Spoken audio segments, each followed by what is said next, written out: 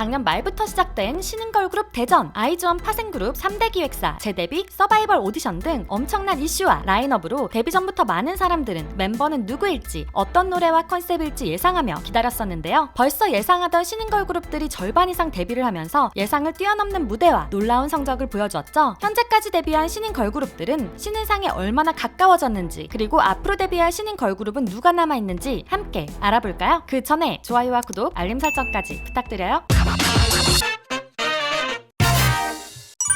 빌리.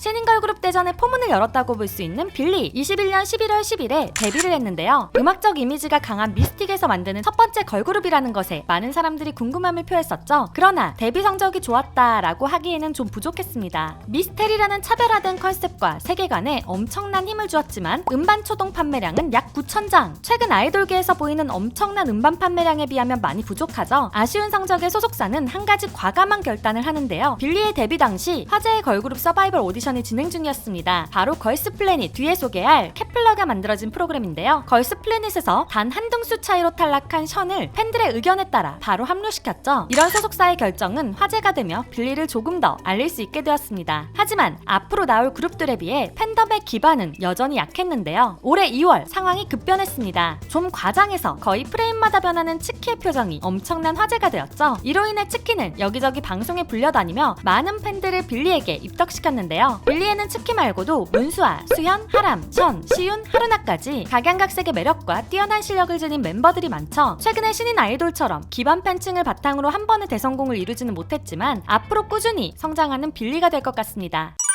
아이브. 아이즈원의 첫 파생그룹 아이브는 유진과 원영의 인기에 힘입어 첫 공개부터 엄청난 화력을 보여주었죠. 11 발매 당시 초동 판매량이 무려 약 15만 장. 그러나 데뷔곡인 11이 처음부터 음원 차트 상위권에 있던 것은 아니었습니다. 중독성이 있지만 익숙하지 않았던 템포가 변하는 노래는 많은 K-POP 팬들의 고개를 갸우뚱하게 만들었었는데요. 아이브의 인기에 불을 지핀 것은 아이즈원의 멤버인 원영과 유진의 힘뿐만은 아니었죠. 사람들이 11을 듣게 만든 것은 두 사람과 함께 데뷔한 가을, 레이, 리즈, 이서가 가진 매력이었습니다. 특히 이서의 카메라 초근접샷이 큰 화제가 되며 음원 순위가 급상승했는데요. 이서가 집중시킨 11의 화제성은 리즈의 음색이 가진 중독성을 더하여 날이 지날수록 순위가 상승하는 모습을 보여주었습니다. 그 결과 데뷔곡으로 무려 음악방송 13관왕이라는 걸그룹 역사상 전무후무한 신기록을 세우게 되었죠. 거기에 원영이는 그룹의 센터답게 나올 때마다 비주얼로 화제를 불러일으켰는데요. 아이브는 데뷔곡뿐만 아니라 컴백곡인 러브다이브까지 음원 차트 2위, 음반 판매량 약 50만 장을 돌파하며 신인상뿐만 아니라 본상까지 노려볼 수 있는 그룹이 되었습니다. 케플러.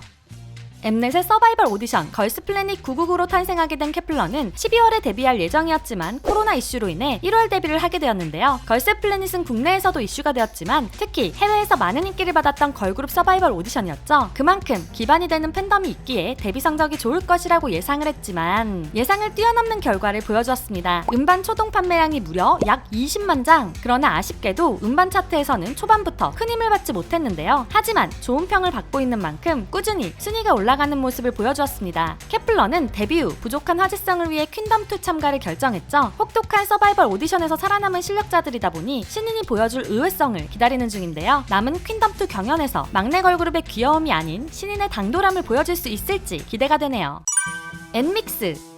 걸그룹 명가 하면 1순위로 떠오르는 소속사 JYP. 아이브나 케플러처럼 기반 팬덤이 있지는 않지만 JYP에서 만들었다는 것만으로 엔믹스는 엄청난 기대를 받고 있었는데요. 그 기대감은 음반 초동 판매량에서 바로 알 수 있었죠. 무려 약 22만 장이라는 엄청난 판매량을 보여주었습니다. 하지만 그런 기대감을 음원에서는 보여주지 못했는데요. 두 장르의 곡이 섞인 노래에 대중들은 극명하게 호불호가 갈리는 반응을 보였죠. 거기에 데뷔 시기 급격하게 가요계에 퍼진 코로나로 인해 가장 활발하게 활동해야 할 시기를 놓치게 되며 엔믹스가 가진 다양한 매력을 전부 보여주지 못해 아쉬움을 남겼습니다. 코로나 상황도 많이 풀리고 무대에서 관객을 직접 만날 수 있는 만큼 빠르게 컴백한 엔믹스의 멋진 모습들을 보고 싶네요. 르세라핌.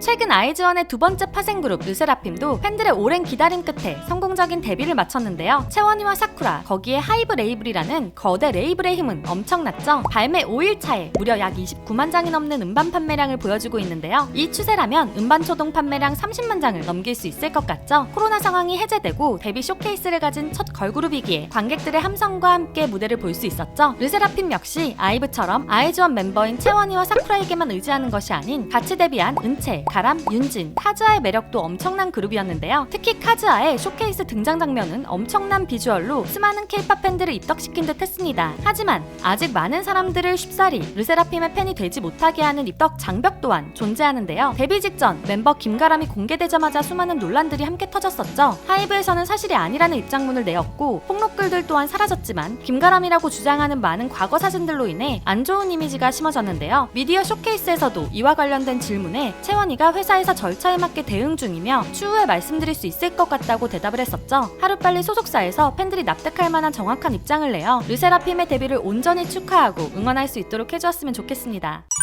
클라시 MBC에서 방영했던 걸그룹 서바이벌 오디션 방과 후 설렘, 차별화된 멤버 선정 방식으로 많은 논란과 이슈가 되었던 만큼 클라시의 데뷔는 너무 어린 나이에 대한 걱정과 그럼에도 좋은 실력에 대한 기대가 많았는데요. 일반적으로 음악 성적을 차트에 반영시키기 위해 월요일에 데뷔를 하는데 상징성을 위해 5월 5일 어린이날에 데뷔시킨다는 것이 인상적이었죠. 그러나 아직 클라시의 음반을 만날 수가 없었는데요. 그 이유는 음반 발매는 차트를 위해 9일 월요일에 발매되기 때문입니다. 클라시도 서바이벌 프로그램으로 데뷔를 하게 된 만큼 기반 팬덤으로 인한 좋은 음반 판매 성적을 기대할 수 있을 듯한데요. 하이틴 좀비 컨셉의 뮤직비디오는 트와이스의 데뷔곡 우아하게가 떠오르죠. 과연 클라시가 트와이스의 뒤를 잇는 그룹이 될 수 있을지 기대가 됩니다.